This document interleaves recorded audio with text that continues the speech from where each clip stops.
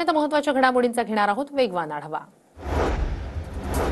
World manufacturing Congress आणि awards कार्यक्रम मुंबईतील ताजलँड्समध्ये संपन्न। National best employer brand award आणि सुपर अचिव्हर पुरस्कार प्रदान। माय होम इंडस्ट्रीजचे एचआर डिपार्टमेंटचे वरिष्ठ उपाध्यक्ष जी लक्ष्मीनारायण सर आणि माय होम इंडस्ट्रीज प्रायव्हेट लिमिटेडचे टेक्निकल डायरेक्टर व्हीएस नारंग यांचा गौरव।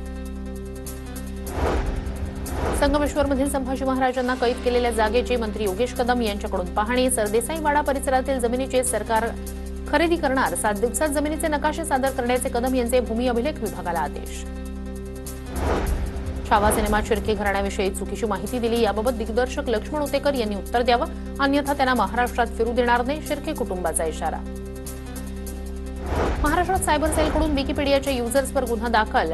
विकिपीडियाच्या 4 ते 5 युजर्सवर गुन्हा दाखल। छत्रपती संभाजीराजेंबद्दल आक्षेपार्ह लिखाण केल्याप्रकरणी कारवाई। राज्यात तापमानाचा पारा वाढला। राज्यातील सरासरी तापमान 37 अंशांच्या वर। पुढील आणखी काही दिवसात तापमान वाढण्याची शक्यता। मुंबईच्या तापमानात पुन्हा वाढ। शहरात 36 अंश सेल्सिअस तापमानाची नोंद। हवामान विभागाची माहिती। सेंट्रल विस्टाच्या धर्तीवर महायुती सरकारचा महाविस्टा प्रकल्प। मंत्रालय आणि आसपासच्या परिसराचा पुनर्विकास केला जाणार। पुनर्विकास करण्यासाठी 3 कंत्राटदार सादरीकरण करणार। 3ही वास्तुविशारद पुढील आठवड्यात सादरीकरण करणार।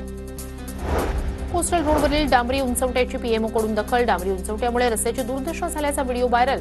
कोस्टल रोडवर खड्डे नाहीत, मुंबई महापालिकेचं स्पष्टीकरण। कोस्टल रोडवर लवकरच एसी बसेस धावण्याची शक्यता। बेस्टकडून पडताळणी सुरू। 100 इलेक्ट्रिक बस बेस्टच्या ताफ्यात लवकरच येणार। होळी निमित्तानं कोकणात जाणाऱ्यांसाठी विशेष रेल्वे गाड्यांचं नियोजन। गर्दी लक्षात घेता मध्य आणि कोकण मार्गावरून विशेष गाड्या चालवण्याचं नियोजन। पश्चिम रेल्वेकडून 3 दिवस आधीच अनारक्षित तिकीट काढण्याची सुविधा उपलब्ध। सर्व अनारक्षित तिकीट प्रणाली यूटीएस खिडकीवर उपलब्ध। रेल्वे परिसर अस्वच्छ करणाऱ्या प्रवाशांविरोधात पश्चिम रेल्वेकडून कारवाई। पान आणि गुटखा खाऊन थुंकणाऱ्या प्रवाशांना 500 रुपयांचा दंड। प्रवाशांकडून 6 लाख दंड वसुली। नवी मुंबई महानगरपालिकेचा अर्थसंकल्प 25 फेब्रुवारीला सादर होणार। पालिकेत समाविष्ट केलेल्या 14 नवीन गावांसाठी किती निधी दिला जाणार याकडे लक्ष। अमरनाथच्या जीआयपी धरणात बुडून तरुणाचा मृत्यू। पाण्याचा अंदाज न आल्यानं तरुण बुडाल्याची घटना। तब्बल 24 तासांनंतर मृतदेह सापडला। शिवाजीनगर पोलिसांकडून अकस्मात मृत्यूची नोंद।